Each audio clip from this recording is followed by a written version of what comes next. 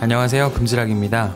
오늘 알려드릴 금융 지식은 수표입니다. 수표는 발행인이 지급인에 대하여 소지인에게 일정한 금액을 지급하는 것을 위탁하는 증권입니다. 이때 수표 발행인과 지급인이 같은 경우 자기합수표라고 하며 흔히들 우리가 사용하는 수표입니다. 신용거래의 기본이라고 할 수 있는 이 수표는 조선시대에도 사용되었다는 사실 알고 계셨나요? 1903년에 조선을 찾은 바칠라프 세로세프스키가 쓴 책 코레아 1903년 가을의 내용을 보면 한국에 당도한 러시아 황실 지리학회 탐사대 일원인 바칠라프가 환전한 엽전의 무게는 25kg, 25kg이라는 큰 무게를 들고 여행을 하기에는 무리가 많았습니다. 이때 동행한 통역사가 말하기를 여행을 시작하면서 처음 묶는 주막에 엽전을 모두 맡기고 영수증을 받으면 엽전 대신 영수증으로 지불을 하다가 여행의 마지막 주막에서는 영수증의 잔액을 다시 엽전으로 교환이 가능하다는 것이었습니다. 많은 현금 대신 영수증으로 신용거래를 해왔던 조선시대 주막을 보면 신용카드와 수표의 모습이 보여집니다. 아쉽게도 작가는 낙후된 조선에서 이런 신용거래가 있다는 사실을 믿을 수가 없어 거절을 하였고 여행의 막바지에 돼서야 통역사의 말을 들을 걸 이라고 후회했다고 하네요. 다시 오늘날의 수표로 돌아와서 수표의 상단에는 수표의 이름, 금액, 일련 번호, 이 수표 금액을 소지인에게 지급하라는 문구, 발행일, 발행지와 발행인의 기명 날인으로 구성되어 있습니다.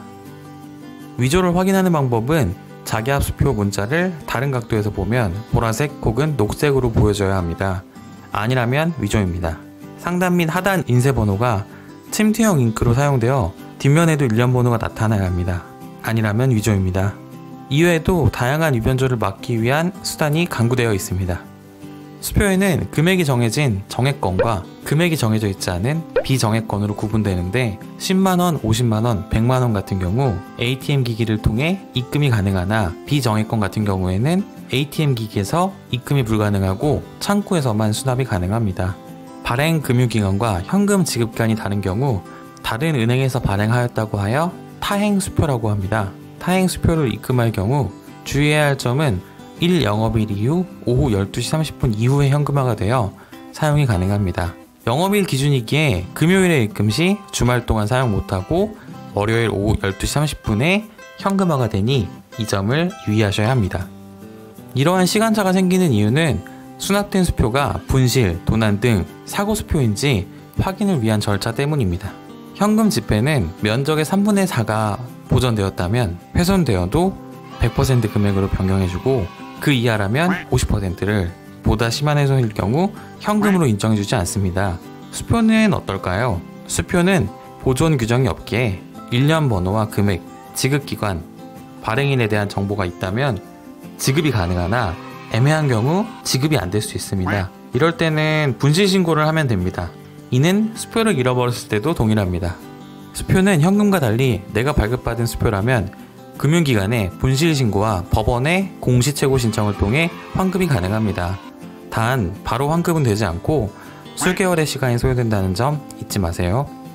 현금과 달리 수표는 작은 부피로 현금을 보관할 수 있고 투명한 발급과 지급으로 인해 현금보다 도난에 안전합니다. 단 타행 수표일 경우에는 즉시 현금화가 되지 않고 1영업일이라는 시간이 걸린다는 점을 참고하시길 바랍니다.